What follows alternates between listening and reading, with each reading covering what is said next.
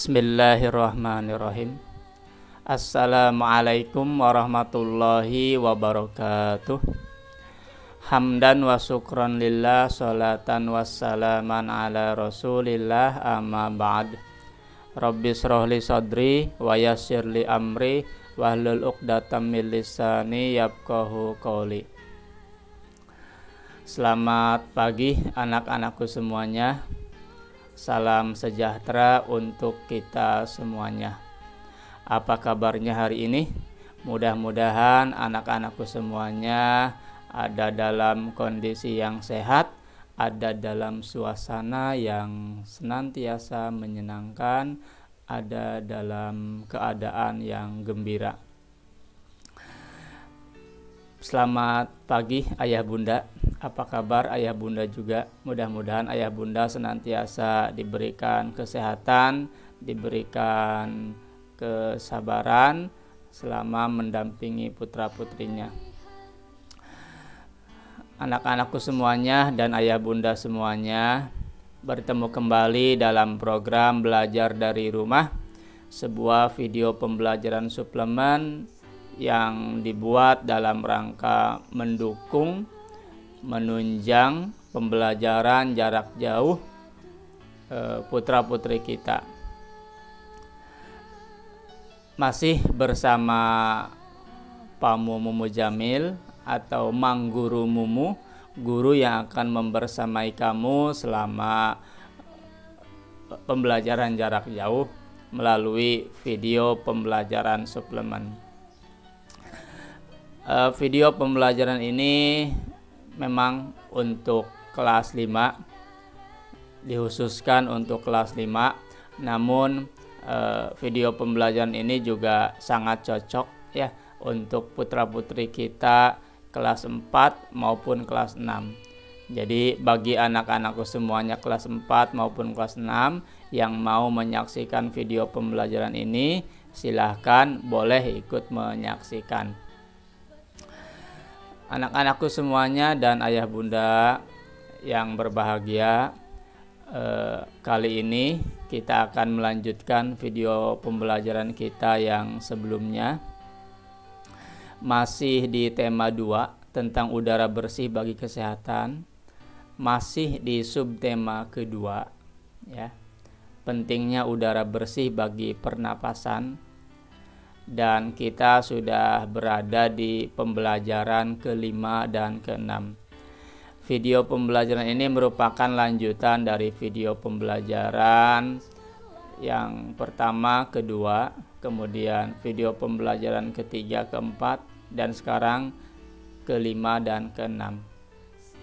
Karena video pembelajaran ini merupakan lanjutan anak-anakku semuanya, bagi anak-anakku yang belum sempat menyaksikan video pembelajaran sebelumnya, silahkan boleh ditonton terlebih dahulu. Baik anak-anakku semuanya, tanpa berlama-lama supaya waktu kita lebih efektif dan efisien, langsung saja kita mulai pembelajaran kita pada pagi hari ini. Dengan pertama kali kita menyaksikan tujuan pembelajaran yang akan kita capai. Anak-anakku semuanya, diharapkan setelah pembelajaran berakhir nanti anak-anakku semuanya mampu menganalisis informasi dengan menggunakan kalimat tanya. Ini ya, fokus kita di tema 2 ini adalah bagaimana menggali informasi melalui pertanyaan ya. Selama di tema 2 kita akan terus belajar mengenai ini, tentang kata tanya ya, tentang kalimat tanya dalam rangka menggali informasi. Lalu tujuan yang kedua adalah membandingkan penyebab penyakit pada sistem pernapasan. Kemarin kita sudah belajar salah satu penyakit ya pada sistem pernapasan. Nah, sekarang kita akan coba pelajari lebih lanjut penyakit-penyakit lainnya yang mengganggu sistem pernapasan kita. Kemudian menjelaskan tata cara mengambil keputusan dengan musyawarah. Ini salah satu bentuk pengambilan keputusan bersama melalui musyawarah. Kita akan cari tahu, kita akan perdalam lebih jauh tentang ini. Kemudian yang keempat, kita akan coba membuat peta konsep apa saja sih persiapan sebelum kita melakukan peragaan tari. Ini semua adalah fokus tujuan pembelajaran kita pada pagi hari ini. Diharapkan anak-anakku semuanya siap dengan pembelajarannya, siap dengan perlengkapan pembelajarannya, siap dengan kebutuhan belajarnya. Silahkan anak-anakku semuanya siapkan perangkat belajarnya, mulai dari buku, alat tulis, kemudian jurnal, LKPD, modul, ya, atau yang menggunakan laptop, siapkan perangkat pendukungnya berupa chargeran, ya, supaya perangkat elektronik kita selalu standby powernya, supaya pembelajaran kita lancar. Selain itu, silahkan anak-anakku semuanya tak bosan Bapak mengingatkan berdoa terlebih dahulu sebelum belajar, ya. Doa adalah salah satu kepasrahan kita, ya, salah satu bentuk tawakal kita terhadap Tuhan, salah satu bentuk ketergantungan, salah satu bentuk penghambaan kita terhadap Tuhan Yang Maha Esa. Silahkan anak-anakku semuanya berdoa dengan sesuai, ya, tentunya sesuai dengan agama dan kepercayaannya masing-masing. Kita berdoa kepada Tuhan Yang Maha Esa untuk dibukakan pintu hidayah, untuk dilapangkan hatinya dalam rangka menerima pembelajaran yang akan kita laksanakan. Kita berdoa mudah-mudahan kita selama belajar ada dalam kelancaran, kita senantiasa diberikan semangat yang berlipat ganda anak-anakku semuanya, ya. Kita berdoa bersama. Lalu selain kita berdoa, kita juga minta doa dari orang tua, minta doa dari orang-orang terdekat, minta doa dari orang-orang yang menyayangi kita tentunya, ya. Terutama doa orang-orang soleh, ya, anak-anakku semuanya yang ada di sekitar kita, mintalah doa dari mereka, ya, karena dengan doa mereka kita akan senantiasa mendapat dukungan, mendapatkan motivasi, ya, mendapatkan dorongan untuk terus belajar yang lebih baik lagi. Selain itu, kamu juga minta pendampingan dari orang tuanya masing-masing untuk mendampingi kamu selama belajar. Dan pada ayah bunda, kami mohon tetap dampingi putra-putrinya supaya proses belajar putra-putri kita senantiasa ada dalam kondisi yang bermakna, ayah bunda semuanya, ya. Pembelajaran yang bermakna ini sangat bermanfaat, akan sangat melekat di hati, di benak putra-putri kita, ya. Pembelajaran yang bermakna akan meninggalkan bekas, ya, yang sulit untuk dihapus. Maka dari itu silahkan ayah bunda atur strategi, atur jadwal, ya, bagaimana caranya supaya bisa mendampingi putra-putrinya di balik kesibukan ayah bunda semuanya tentu, ya. Dengan kesibukan ayah bunda, silahkan diatur jadwalnya, silahkan dikondisikan lingkungannya, dikondisikan kebutuhan belajarnya supaya putra-putri kita bisa belajar secara bermakna, ayah bunda semuanya, ya. Kemudian Bapak ingatkan kembali bagi anak-anakku semuanya, silahkan diingat kembali materi pembelajarannya. Jika belum sempat melihat video sebelumnya, silahkan dilihat dulu. Kemarin kita sudah belajar mengenai kalimat pertanyaan, mengenai organ pernapasan dan jenis penyakitnya, ya, mengenai properti tari, ya, kita sudah pelajari itu, dan sekarang kita akan melanjutkannya anak-anakku semuanya. Baik anak-anakku semuanya, kita mulai pembelajaran kita dengan mengawalinya. Perhatikan layar perangkat smartphone anak-anakku semuanya. Kita sudah belajar mengenai organ pernapasan dan alat, organ itu alat ya, tentang organ pernapasan dan jenis-jenis penyakit ya, jenis-jenis penyakit yang mengganggu pada organ pernapasan. Sekarang kita akan coba gabungkan ya, kita coba padukan dengan materi bahasa Indonesia tentang menggali informasi melalui pertanyaan. Di sini di layar kamu bisa lihat ketika kita mendengar sebuah penyakit atau beberapa penyakit ya, salah satunya sekarang yang lagi kita hadapi adalah COVID-19 ya, atau virus corona. Mungkin banyak pertanyaan yang muncul di benak kamu mengenai sebuah penyakit. Apa itu penyakit? Kemudian apa penyebabnya? Kemudian bagaimana gejalanya? Kemudian cara mengobatinya seperti apa? Nah, mungkin itu pertanyaan-pertanyaan yang muncul di benak kamu ketika kamu mendengar sebuah penyakit. Nah, pada pembelajaran kali ini Bapak ingin mengajak kamu semuanya menganalisis penyebab dari beberapa penyakit yang mengganggu sistem pernapasan pada manusia. Ya.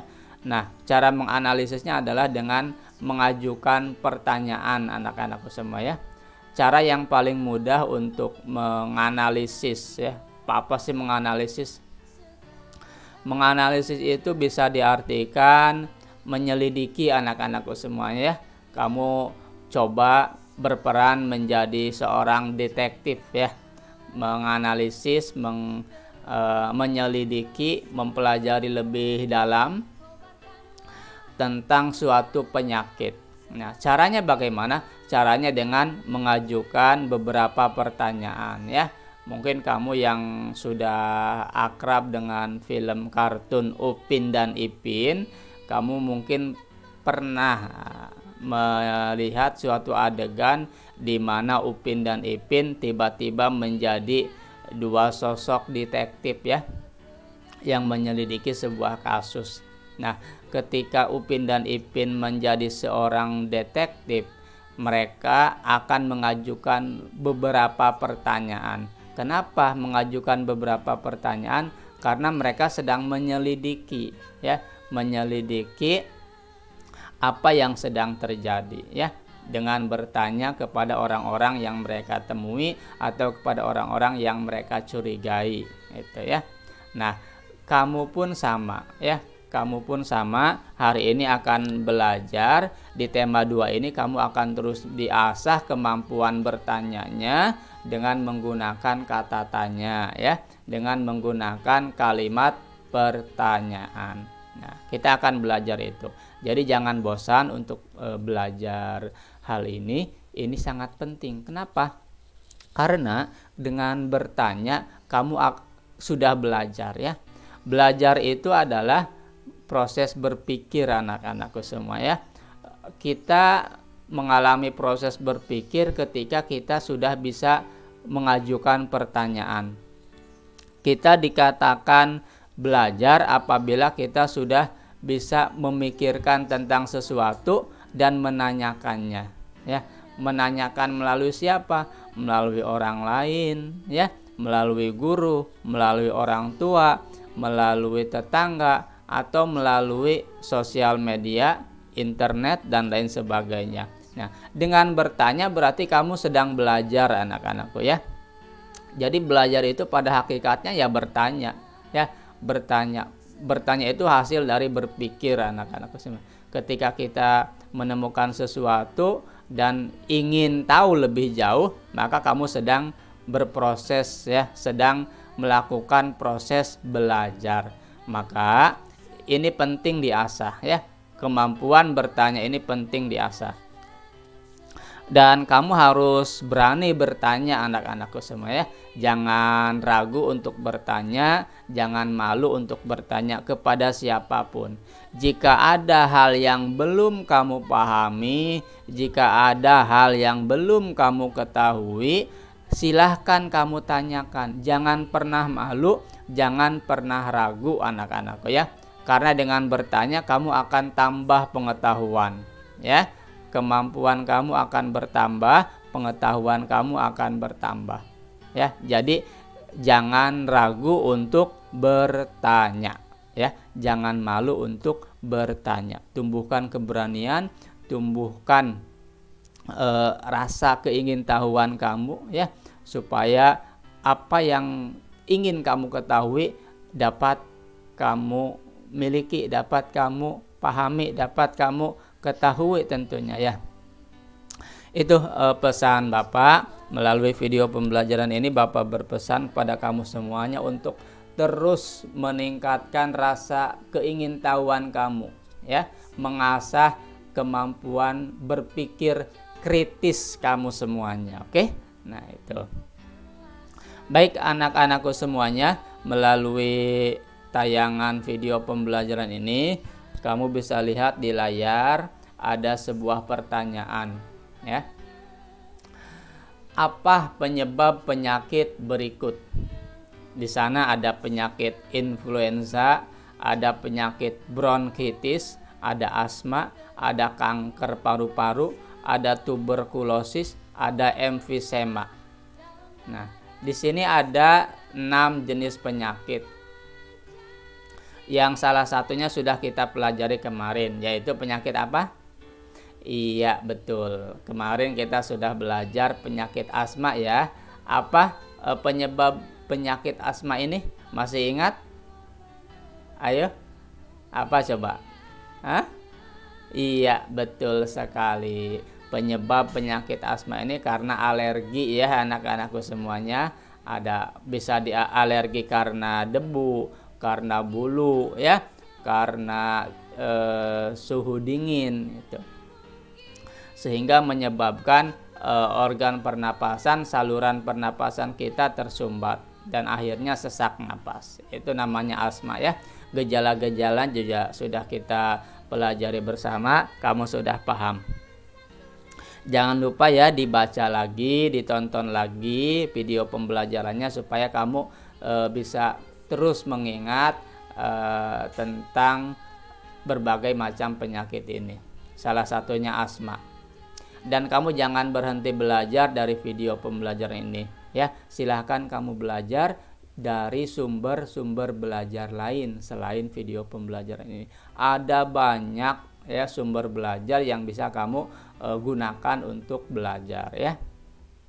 Tidak hanya melalui video pembelajaran ini. Ingat, banyak sumber belajar lain ya, banyak video pembelajaran lain, banyak artikel lain, banyak buku-buku lain tentang penyakit organ pernapasan. Silahkan ya kamu cari di mana saja sumber belajarnya. Nah, hari ini kita akan belajar jenis-jenis penyakit yang ada di layar ya. Kita akan pelajari apa sih penyebabnya ya. Kenapa harus tahu penyebabnya? Supaya kita bisa menghindarinya anak-anakku semuanya ya, supaya kita bisa menghindari penyakit-penyakit ini, karena penyakit ini berbahaya anak-anakku semua ya. Penyakit-penyakit ini berbahaya bagi kesehatan organ pernapasan kita. Kita tahu bahwa organ pernapasan kita ini sangat penting anak-anakku ya, sangat penting bagi tubuh kita, bagi kelangsungan hidup kita ya. Karena salah satu kebutuhan pokok manusia, salah satu kebutuhan pokok makhluk hidup adalah bernapas ya. Itu. Maka dari itu kita harus senantiasa menjaga, merawat organ pernapasan pada tubuh kita. Baik anak-anakku semuanya, sekarang kita sudah bisa bertanya ya. Cara bertanya penyebab penyakit adalah seperti ini. Kamu bisa menggunakan kata tanya apa ya. Apa penyebab penyakit berikut? Jadi kata tanya yang digunakan di sini kata tanya apa? Iya, kata tanya apa ya? Tuh, agak sulit ya menanyakan kata tanya karena kita harus menggunakan kata tanya untuk bertanya itu. Nah, kata tanyanya di sini apa ya? Kamu bisa menggunakan kata tanya apa? Mungkin kata apa ini kata tanya yang sering digunakan anak-anakku ya. Yang sering kita gunakan dalam rangka bertanya tentang sesuatu hal ya, itu. Nah, setelah kita bisa bertanya ya, apa sih penyebab penyakit bronkitis, apa penyebab penyakit emfisema, apa penyebab penyakit influenza. Nah, sekarang kita akan coba jawab ya. Kita bahas satu persatu keenam jenis penyakit ini. Silahkan anak-anakku semuanya saksikan di layar smartphone-nya. Di layar sudah Bapak tampilkan penyebab dari semua jenis penyakit tersebut. Yang pertama penyakit emfisema dulu ya. Bapak tuliskan di sini penyakit emfisema. Apa penyebabnya penyakit ini? Nah, ternyata penyakit ini disebabkan karena paru-paru mengalami pembengkakan anak-anakku semuanya. Jadi paru-parunya bengkak. Bengkak itu membesar. Kenapa bisa bengkak? Karena pembuluh darah pada paru-paru kemasukan udara. Nah, sehingga paru-paru kita bengkak ya, dan ini berbahaya bagi kesehatan paru-paru ya. Nah, nama penyakitnya apa? Emfisema anak-anakku semuanya ya. Itu penyebab dari penyakit emfisema. Lalu nanti, Pak, apa gejalanya? Pak, bagaimana cara mengobatinya, cara menghindarinya? Silahkan nanti kamu pelajari lebih jauh ya secara mandiri. Cari tahu tuh di buku, kamu cari tahu dari Google ya, kamu cari tahu dari video-video pembelajaran lain. Caranya bagaimana, Pak? Cara mencari tahunya, kamu tuliskan kalimat pertanyaan di Google ya, di mesin pencarinya ya, di browsernya namanya ya. Kamu tulis tuh apa gejala penyakit emfisema. Nah, silahkan kamu tanyakan ke Mbah Google ya, ke kakek Google, ke paman Google ya, ke apapun sebutannya ya, ke Profesor Google mungkin ya, kamu tanyakan ke sana. Nah, itu. Atau kalau kamu ada saudara yang berprofesi sebagai dokter, boleh kamu tanyakan ke beliau ya. Beliau yang lebih kompeten menjawab pertanyaan tentang jenis-jenis penyakit ya. Jadi dalam bertanya kamu harus melihat siapa yang akan kamu tanya ya, apa yang akan kamu tanyakan. Jika yang akan kamu tanyakan berhubungan dengan bidang kesehatan, maka yang kompeten adalah dokter, tanyakan ke dokter. Jika yang akan kamu tanyakan berhubungan dengan sistem pemerintahan, maka kamu tanyakan ke perangkat desa atau ke orang-orang yang ada di kelurahan misalkan ya. Jadi sesuaikan. Kalau yang kamu tanyakan, yang ingin kamu ketahui mengenai bidang agama, kepada siapa kamu harus bertanya? Tentu kepada Pak Ustadz ya, kepada guru ngaji kamu yang memang kompeten di bidang agama. Pak, apa sih kompeten? Kompeten itu mampu ya, mampu paham di bidangnya masing-masing. Itu ya anak-anakku semuanya. Jadi dalam bertanya kamu harus lihat siapa yang akan kamu tanya ya, apa kompetensinya ya, sesuai tidak, bisa tidak menjawab itu ya. Jadi jangan sampai kamu menanyakan tentang mesin ya kepada tukang sayur misalkan ya, tidak akan bisa menjawab ya. Atau kamu mau menanyakan jenis penyakit kepada pemulung misalkan ya, mungkin saja tahu tapi kan nanti kualitas jawabannya diragukan ya anak-anakku semuanya. Akan beda jika kita bertanya kepada seorang dokter misalkan. Gitu ya anak-anakku semuanya ya. Jadi cara bertanya harus seperti itu. Kamu bertanyalah kepada orang-orang, kepada pihak-pihak yang memang ahli di bidangnya. Itu ya anak-anakku semua ya. Lalu yang kedua, penyakit asma. Kemarin kita sudah bahas penyakit asma ini disebabkan karena alergi ya, alergi debu, alergi bulu atau perubahan cuaca. Biasanya kalau cuaca dingin ada beberapa orang tertentu yang mengalami sesak napas, gitu ya. Kenapa? Karena saluran pernapasannya tersumbat ya, tersumbat. Itu asma. Nah, jadi kalau emfisema itu tadi penyebabnya apa? Bengkak ya, saluran pernapasannya atau paru-parunya bengkak. Nah, kalau asma ini saluran pernapasannya yang tersumbat. Beda kan? Nah, kita bandingkan tuh. Emfisema penyebabnya ini, asma penyebabnya ini. Kita bandingkan, kita analisis ya. Jadi tugas kamu di sini adalah membandingkan apa sih ya penyebab dari beberapa penyakit ini. Kamu bandingkan anak-anakku semuanya, oke? Kita lanjut yang ketiga, kanker paru-paru. Apa sih penyebab penyakit kanker paru-paru ini? Nah, ini disebabkan karena tumbuhnya sel-sel kanker. Jadi kanker itu adalah sebuah penyakit anak-anakku semuanya ya. Sebuah ya semacam sel jahat ya, sel jahat yang ada pada tubuh kita yang merusak ya, yang bersifat parasit ya, yang bisa menggerogoti organ tubuh kita.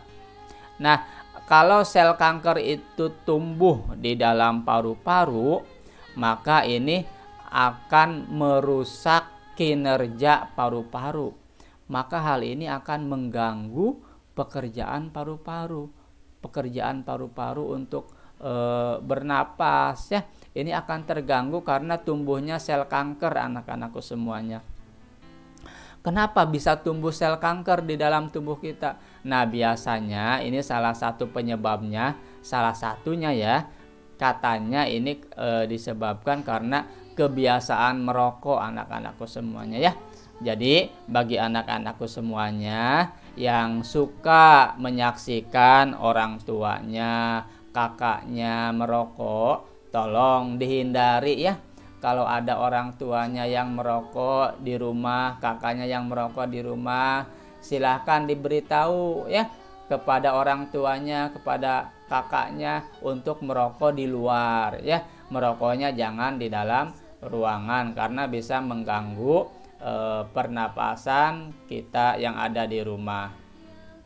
Bagi ayah bunda ya, terutama bagi ayah yang suka merokok, mohon pengertiannya, kita harus merokok dengan profesional ya ayah. Bagaimana cara merokok yang profesional? Merokoknya harus melihat lingkungan ya, cari tempat-tempat yang memang bisa digunakan untuk sebagai tempat merokok. Kalau di sekeliling kita ada anak-anak, ada istri kita, jangan sampai merokok di dalam ruangan yang ada mereka ya. Silahkan menjauhlah supaya asap rokoknya tidak mengganggu kesehatan orang-orang yang ada di sekeliling kita ya. Kemudian bagi anak-anakku semuanya ya, tolong hindari kebiasaan merokok ya. Hindari kebiasaan merokok, jangan sampai kamu mencicipi ya, jangan sampai kamu merasakan memulai kebiasaan merokok. Karena merokok ini dapat menyebabkan tumbuhnya sel-sel kanker. Itu ya anak-anakku semuanya ya. Kebiasaan merokok ini kebiasaan yang kurang sehat ya, kurang baik bagi kesehatan. Lalu yang keempat ada tuberkulosis, nama penyakitnya. Apa itu tuberkulosis? Tuberkulosis itu adalah sebuah penyakit paru-paru yang disebabkan oleh bakteri. Nama bakterinya apa? Nama bakterinya Microbacterium tuberculosis, anak-anakku semuanya ya. Itu nama bakterinya. Ketika ada bakteri di dalam tubuh kita yang bernama Microbacterium tuberculosis, maka kita akan terjangkit penyakit tuberkulosis, atau kita sering mengenalnya dengan istilah penyakit TBC ya, atau penyakit TB. Nah, penyakit ini anak-anakku semuanya, kalau anak-anakku sudah terjangkit dengan penyakit TBC ini atau TB, anak-anakku harus minum obat secara rutin ya, dalam waktu 6 bulan. Jadi tidak boleh putus tuh. Tidak boleh putus minum obat, harus rutin selama 6 bulan supaya bakterinya benar-benar hilang dari paru-paru ya. Itu ya anak-anakku semuanya, nama penyakitnya tuberkulosis. Jadi disebabkan karena apa? Karena bakteri ya. Lalu ada penyakit bronkitis anak-anakku ya. Nama penyakitnya bronkitis. Apa penyebabnya? Penyakit ini merupakan penyakit gangguan pada cabang batang tenggorokan. Kamu tahu namanya apa? Cabang batang tenggorokan? Iya, namanya bronkus ya. Kenapa disebut bronkitis penyakitnya? Karena gangguannya terjadi pada bronkus ya, pada cabang batang tenggorokan. Tenggorokan kita ini kan bercabang ya, bercabang 2. Namanya bronkus, cabang dari tenggorokan kita ya. Ada bronkus kanan, bronkus kiri yang menghubungkan paru-paru. Kemudian di dalam bronkus bercabang lagi menjadi bronkiolus. Itu sudah kita pelajari. Lalu di ujung bronkiolus ada alveolus ya. Kamu harus ingat lagi. Nah, ketika bronkus mengalami infeksi, maka muncullah sebuah penyakit namanya bronkitis ya, bronkitis. Itu penyebab dari penyakit bronkitis. Lalu ada penyakit influenza ya, atau flu, bersin-bersin. Nah, kamu biasa menyebutnya dengan flu. Nah, penyakit ini disebabkan oleh virus ya, ada sebuah virus influenza. Dan virus ini sangat berbahaya walaupun kamu sudah akrab ya. Mungkin ada di antara kamu yang sering mengalami flu dan kamu mengalami bersin-bersin misalkan, demam ya, dan lain sebagainya gejalanya. Itu maka kita sedang terjangkit oleh penyakit influenza. Silakan kamu segera berobat ke dokter untuk mendapatkan pengobatan lebih lanjut. Baik anak-anakku semuanya, itulah ke-6 penyakit dan penyebabnya yang sudah kita pelajari. Silahkan kamu bandingkan penyebabnya. Emfisema penyebabnya apa? Bandingkan dengan asma, kanker paru-paru, dengan tuberkulosis, dengan bronkitis, dengan influenza ya. Lalu gejalanya seperti apa? Silahkan kamu pelajari lebih lanjut melalui sumber belajar lain ya. Tumbuhkan daya kritis kamu, tumbuhkan rasa penasaran kamu dalam belajar supaya kamu lebih semangat untuk belajar. Oke? Siap ya cari tahu di sumber belajar lain. Baik. Kita lanjutkan ya anak-anakku semuanya. Setelah kita tahu penyebab ke-6 penyakit ini, setelah kita bisa menjawab pertanyaan yang pertama tadi, maka kita lanjutkan ke pertanyaan berikutnya. Nah, pertanyaan berikutnya ya, ini tentang keputusan bersama. Tadi kita sudah coba menanyakan penyebab penyakit. Sekarang kita akan diajak bertanya lagi tentang keputusan bersama. Ketika kamu mendengar istilah keputusan bersama, apa yang muncul dalam benak kamu? Pertanyaan apa yang muncul? Mungkin pertanyaan itu salah satunya ada di sini, ya. Ada 6 berapa ini? 6, 8 ya. Ada 8 pertanyaan yang sudah coba Bapak buatkan yang berhubungan dengan keputusan bersama. Dari 8 pertanyaan ini akan didapatkan 8 informasi anak-anakku ya. Itu. Jadi kalau kamu banyak bertanya, akan banyak informasi yang kamu dapatkan tentunya. Ya, itu ya. Pertanyaan pertama mungkin kalau kamu mendengar istilah keputusan bersama, kamu bertanya, apa sih yang dimaksud dengan keputusan bersama? Mungkin itu ya salah satu pertanyaan yang muncul. Lalu mungkin kamu juga bertanya, bagaimana sih ya cara melakukan keputusan bersama? Apa saja sih jenis-jenis keputusan bersama?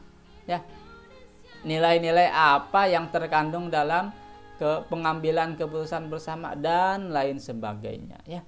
Mungkin kamu bisa mendapatkan lebih dari 8 pertanyaan. Mungkin ada 10, 15, 20 pertanyaan ya yang bisa kamu ajukan. Nah, kali ini Bapak hanya mencontohkan 8 pertanyaan saja anak-anakku semuanya ya. Kamu bisa mengembangkan lebih jauh, bisa jadi 10, bisa jadi 15 bahkan ya. Nah, mungkin inilah pertanyaan-pertanyaan yang bisa kamu ajukan untuk menanyakan, untuk menggali informasi tentang keputusan bersama ya. Itu. Jadi silahkan kamu buat pertanyaan, kamu ajukan pertanyaan untuk disampaikan ke orang-orang yang memang bisa, yang dianggap bisa menjawab, ke guru kamu atau ke internet ya, ke Google dan lain sebagainya. Baik anak-anakku semuanya, inilah 8 pertanyaan yang akan kita bahas, yang akan kita jawab. Pertama, kita akan menjawab pertanyaan apa yang dimaksud dengan keputusan bersama. Nanti yang kedua, kita akan menjawab pertanyaan nilai-nilai apa yang terkandung dalam pengambilan keputusan bersama. Kemudian kita juga akan menjawab pertanyaan apa yang dimaksud dengan keputusan dengan musyawarah mufakat. Lalu bagaimana ciri-ciri musyawarah mufakat? Bagaimana prinsip dan aturan musyawarah? Bagaimana tata cara bermusyawarah? Bagaimana cara menyampaikan pendapat? Bagaimana sikap dalam bermusyawarah? Nah, kata tanya yang digunakan di sini kebanyakan kata tanya bagaimana ya, karena menanyakan proses, menanyakan cara ya, menanyakan ciri ya atau prinsip dan lain sebagainya ya, itu. Nah, inilah beberapa pertanyaan ya anak-anakku semua ya. Kamu bisa mengembangkannya lebih jauh lagi. Ini Bapak hanya memicu saja. Oke, siap. Sekarang kita coba bahas satu persatu ya pertanyaan-pertanyaan ini supaya rasa penasaran kamu bisa terpuaskan ya, bisa terjawab. Baik, kita jawab yang pertama dulu. Apa yang dimaksud dengan keputusan bersama? Ya, mungkin kamu bisa menebaknya dari kata keputusan dan kata bersama. Dari kedua kata ini dapat kita ambil jawaban bahwa keputusan bersama ya berarti pengambilan keputusan secara bersama ya, itu ringkasnya seperti itu. Tapi penjelasan lebih jelasnya seperti apa? Nah, ini keputusan bersama adalah segala sesuatu yang telah disepakati bersama dengan penuh tanggung jawab oleh semua pihak yang terlibat dalam pengambilan keputusan, baik secara individu dengan individu lainnya ataupun antar kelompok. Maaf ya anak-anakku semuanya. Nah, ini pengertian keputusan bersama. Dapat kita simpulkan bahwa keputusan bersama adalah proses menyepakati secara bersama-sama ya, menyepakati secara bersama-sama dan berkomitmen untuk melaksanakan hasil keputusan itu. Ini namanya pengambilan keputusan bersama. Jadi keputusannya diambil bersama-sama anak-anakku ya, tidak sendiri ya. Kalau kamu mau makan, siapa yang mengambil keputusan? Ya kamu sendiri. Kamu lapar nih ya, kamu haus. Nah, maka kamu akan mengambil keputusan makan, minum ya. keputusan yang kamu ambil itu diambil secara sendiri, satu pihak, ya. Tapi ada beberapa masalah, ada beberapa perkara yang harus diputuskan secara bersama-sama, tidak bisa diputuskan sendiri. Kenapa? Karena tindakan yang akan diambil ini melibatkan banyak orang, anak-anakku semuanya. Maka dibutuhkanlah keputusan bersama. Paham ya?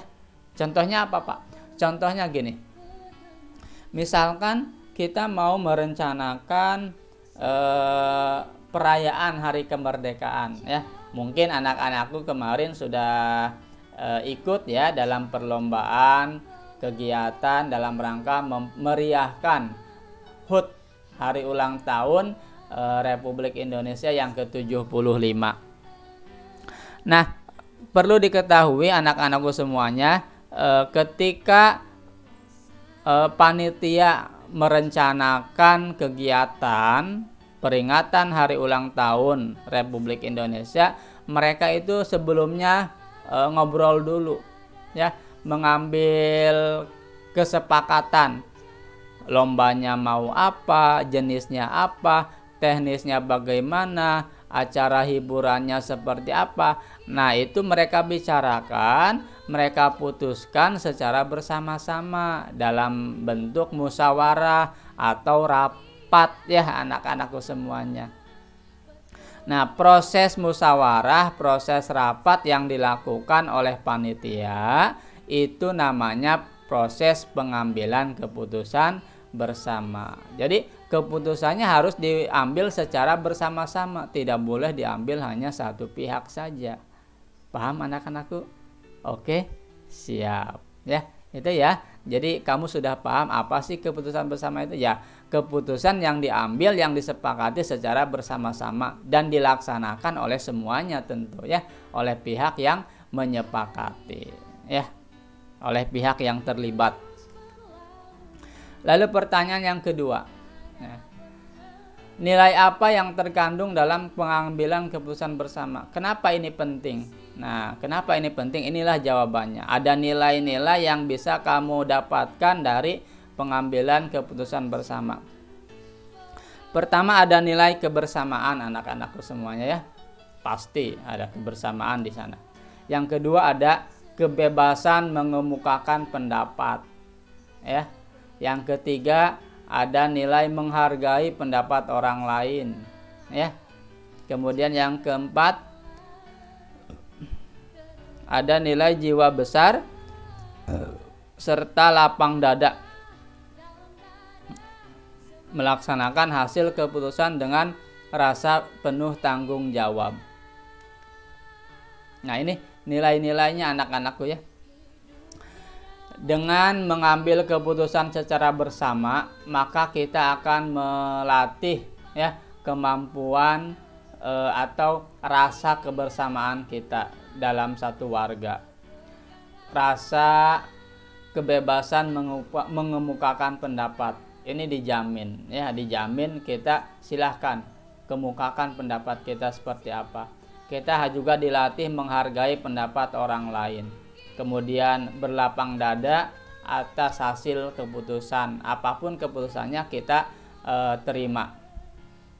Itu ya anak-anakku semuanya, nilai-nilai yang terkandung dalam pengambilan keputusan bersama. Lalu pertanyaan berikutnya, apa yang dimaksud dengan musyawarah? Nah, salah satu cara mengambil keputusan bersama adalah dengan cara musyawarah anak-anakku. Apa itu musyawarah? Nah, musyawarah adalah pembahasan bersama suatu masalah guna mencapai keputusan ya. Jadi kalau kamu mendengar orang tua kamu mau rapat, ya berarti mau musyawarah ya, mau membicarakan sesuatu ya. Itu. Pak, apakah musyawarah itu harus rapat? Tentu tidak ya. Ngobrol-ngobrol itu juga musyawarah ya. Kamu berkumpul dengan anggota keluarga yang lain di rumah, merencanakan sesuatu, itu sudah disebut musyawarah anak-anakku ya.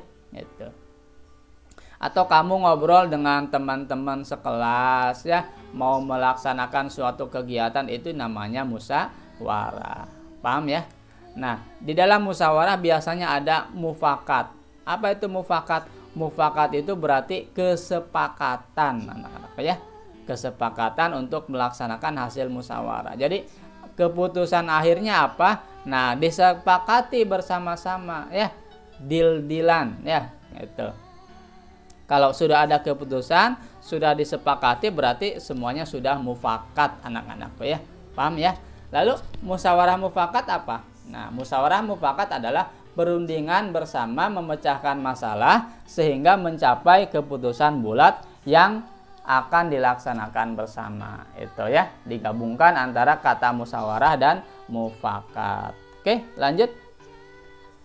Bagaimana ciri musyawarah mufakat? Nah, pertama sesuai dengan kepentingan bersama. Keputusan yang diambil ini harus sesuai dengan kepentingan bersama, bukan mementingkan kepentingan orang tertentu atau golongan tertentu. Harus menyesuaikan dengan kepentingan bersama. Lalu usul atau pendapat yang disampaikan harus masuk akal ya, mudah dipahami dan tidak memberatkan. Pertimbangan moral lebih diutamakan dan bersumber dari hati nurani yang jujur. Lalu pembicaraan harus dapat diterima dengan akal sehat dan sesuai dengan hati nurani. Ini ciri-ciri dari sebuah musyawarah mufakat ya. Jadi kalau kamu mau menyampaikan pendapat dalam musyawarah ya kamu harus memberikan alasan yang jelas, argumen yang jelas, yang masuk akal dan mementingkan kepentingan bersama dan bersifat mempertimbangkan moral ya anak-anakku semuanya ya, karena yang kita bicarakan adalah kepentingan umum. Pertanyaan berikutnya kita cepat saja ya anak-anakku semuanya, kita sekilas saja, nanti bisa kamu perdalam pada sumber belajar yang lain. Bagaimana prinsip dan aturan dalam bermusyawarah? Nah, ini yang harus kamu pegang anak-anakku. Ada beberapa prinsip yang harus kamu pegang. Pertama, musyawarah itu harus dilandasi dengan akal sehat dan hati nurani yang luhur ya. Jangan ada niat buruk di dalam musyawarah. Kemudian musyawarah dilandasi semangat gotong royong, kebersamaan ya, kekeluargaan. Itu yang harus diangkat. Mengutamakan kepentingan umum ya, jangan mementingkan kepentingan pribadi saja atau golongan tertentu saja. Yang harus dipentingkan adalah kepentingan bersama ya. Jangan egois ya. Kita harus mementingkan kepentingan bersama. Lalu menghargai pendapat orang lain. Kalau ada orang lain yang berbeda pendapat dengan kita, tolong hargai ya. Jangan sampai kita maksa ya, maksa dengan pendapat kita sendiri. Hargai pendapat orang lain. Yang penting kita bisa memberikan solusi bagi kepentingan umum. Lalu keputusan yang diambil harus mempertanggungjawabkan secara moral kepada Tuhan Yang Maha Esa, gitu ya. Melaksanakan keputusan bersama dengan dilandasi itikat baik dan penuh rasa tanggung jawab. Silakan, walaupun hasil keputusannya itu berbeda dengan apa yang kita usulkan, ya, kita laksanakan, kita ikuti. Artinya kita sudah bertanggung jawab. Jadi apapun hasilnya, semua peserta harus melaksanakan ya, karena itu adalah hasil yang terbaik anak-anakku semuanya ya, walaupun tidak sesuai dengan usulan kita. Berikutnya, bagaimana cara bermusyawarah? Nah, caranya pertama, peserta musyawarah harus hadir sebelum musyawarah dimulai tentu ya, jangan terlambat ya. Kalau kamu diundang untuk rapat, misalkan orang tua kamu diundang rapat, ingatkan mereka untuk datang tepat waktu. Musyawarah dimulai jika peserta telah mencapai quorum. Nah, ini ada istilah quorum dalam bermusyawarah anak-anak semua ya. Apa itu quorum? Quorum itu adalah penetapan jumlah minimum, jumlah paling sedikit anggota yang harus hadir pada saat musyawarah. Misalkan gini, kita tergabung dalam sebuah organisasi kesiswaan, misalkan di sekolah ya. Di sekolah kita ada organisasi kesiswaan, jumlah anggotanya misalkan 20 orang ya. Nah, maka dalam mengambil keputusan itu harus disepakati minimal peserta rapat setengahnya dari pengurus misalkan, atau misalkan aturannya jadi batas minimal ini tidak apa ya? Tidak dipatok ya dengan jumlah tertentu, tapi ini sesuai kesepakatan saja ya. Kesepakatannya berapa? Misalkan kesepakatannya harus setengahnya yang hadir, maka setengahnya. Atau misalkan quorumnya 3/4-nya harus hadir, maka 3/4-nya. Jadi batasan minimal. Misalkan dari 20 anggota, kalau kita mau mengambil keputusan misalkan harus hadir 15 orang, ya 15 orang minimal harus hadir ya. Kalau kurang dari 15 orang maka keputusan yang diambil itu dianggap tidak sah ya. Jadi itu syarat namanya quorum anak-anakku ya. Nanti kamu pelajari lebih jauh. Lalu ada susunan kepanitiaan. Jadi ada yang memimpin ya. Ada ketua, notulis, dan peserta musyawarah. Minimal ada itu ya. Ada ketuanya yang memimpin, kemudian ada yang menuliskan hasil musyawarahnya namanya notulis ya. Yang mencatat proses musyawarah dari awal sampai akhir, dan ada peserta musyawarahnya tentu ya. Lalu setiap peserta musyawarah berhak menyampaikan pendapat. Nah ini ya. Siapapun berhak menyampaikan pendapat ya, siapapun. Setiap peserta harus menghargai pendapat orang lain. Nah ini pasti. Lalu pendapat disampaikan harus dengan cara yang baik ya, dapat diterima oleh akal sehat, kemudian tidak untuk kepentingan pribadi, tidak menimbulkan perpecahan, sesuai norma, dan tidak menyinggung perasaan orang lain. Pokoknya harus disampaikan dengan baik pendapatnya. Pertanyaan berikutnya, bagaimana cara menyampaikan pendapat? Tadi sudah disinggung, harus baik ya. Pertama, mengacungkan tangan terlebih dahulu sebagai tanda izin. Ya, silahkan acungkan tangannya. Lalu berbicara setelah dipersilahkan ya. Berbicaralah setelah dipersilahkan. Kemudian kalau ada yang berbicara, tunggu sampai selesai ya. Jadi jangan menyela pembicaraan orang lain ya, anak-anakku semuanya ya. Oke. Lalu yang keempat, bersikap sopan. Nah itulah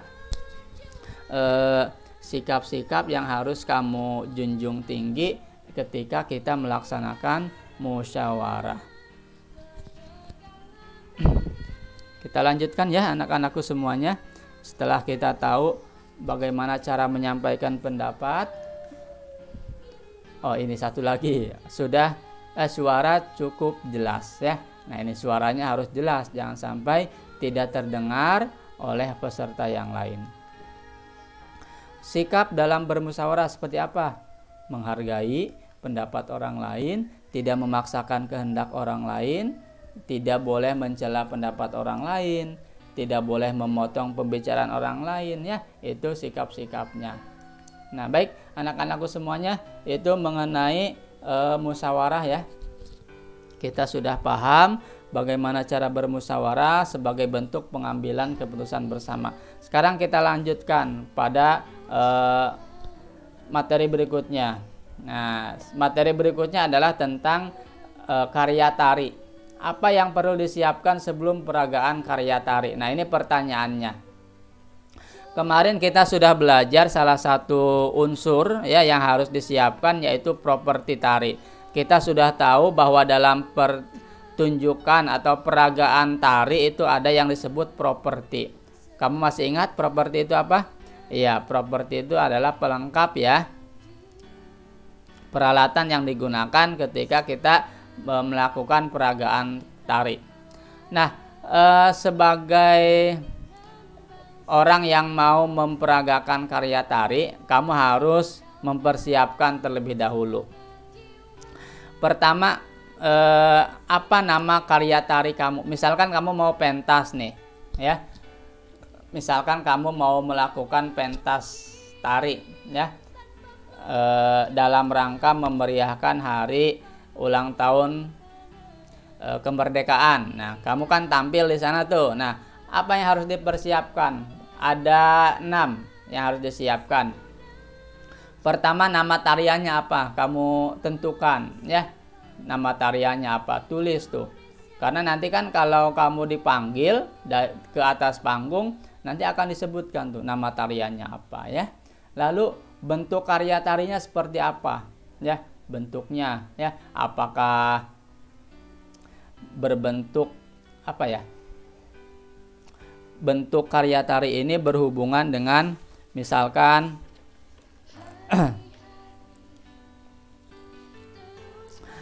harus disesuaikan bentuknya ya, misalkan tarinya berpasangan atau solo atau berkelompok. Nah itu bentuknya. Jadi bentuk itu mau berpasangan kah, mau berkelompok atau sendiri ya, itu. Lalu jumlah penarinya kamu tentukan. Kalau berkelompok misalkan berapa nih jumlahnya, 6, 3, 4, 5 atau berapa jumlahnya. Lalu busananya kamu tentukan, apa busananya ya, pakaiannya. Lalu propertinya yang dibutuhkan apa, misalkan topeng kamu siapkan, atau misalkan pedang-pedangan kamu siapkan ya. Lalu yang terakhir kamu siapkan iringan tarinya, lagu pengiringnya apa nih ya, musik pengiringnya apa, apakah mau diiringi musik live atau dengan kaset saja ya, MP3 dan lain sebagainya. Nah itu apa yang diperlukan sebelum peragaan karya tari. Jawabannya tadi pertama, nama karya tarinya apa, bentuknya bagaimana, jumlah penarinya berapa, busananya apa, propertinya apa, iringannya apa ya. Nah ini menjawab pertanyaan tentang persiapan sebelum peragaan karya tari. Baik anak-anakku semuanya, itu 3 materi yang sudah kita bahas. Pertama tentang penyakit ya, nama penyakit, kemudian musyawarah, dan yang ketiga karya tari ya. Oke, itu saja yang dapat Bapak sampaikan. Selanjutnya ada tugas yang bisa kamu buat di sini. Tugasnya adalah buatlah kesimpulan dari pembelajaran yang sudah kamu saksikan dari video ini. Silahkan kamu rangkum, kamu simpulkan apa yang sudah kamu dapatkan, tulis di buku tulisnya masing-masing dan setorkan ke guru kelasnya ya. Ini dalam rangka mengasah ya daya ingat kamu, menguji pengetahuan yang sudah kamu dapatkan. Itu saja yang bisa Bapak sampaikan. Terima kasih atas perhatiannya dan mohon maaf atas segala kekurangannya. Bapak harapkan kamu bisa